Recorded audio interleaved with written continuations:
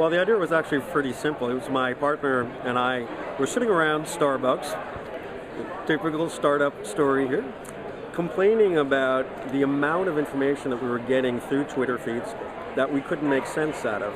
And literally saying, you know, if we could actually filter this and extract what was really relevant from it, then we'd have a tool that could be interesting. So I went off and actually wrote a small proof of concept, which I showed to Mark, and said, look, Mark, here's what we're actually getting right now. Here's what we're able to identify from Twitter feed. So we started out with just Twitter. We've since expanded to Facebook. And from there we decided, okay, there's enough there that we feel there's a business that we can build at. It's been about 6 months now since we had that original concept, wrote the proof of concept, and then built out what we're showing today. It used to take 6 months for entrepreneurs just to write a business plan before they even started walking around raising money. Right. But you've built this whole company in 6 months. The differentiator now is just, I've started up several companies over my career.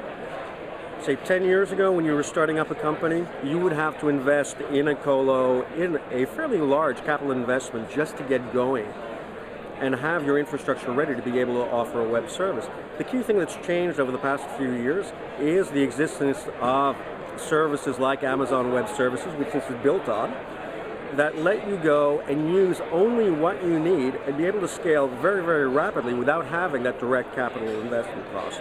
So you pay for what you use. Which means I don't have to build this out saying, oh, I may overnight get 10 million users. I have to build it out for a capacity of 10 million users.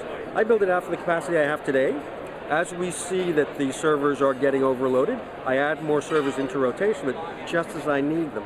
So what that lets entrepreneurs do is to try new ideas very rapidly without having a huge upfront investment to be able to do so.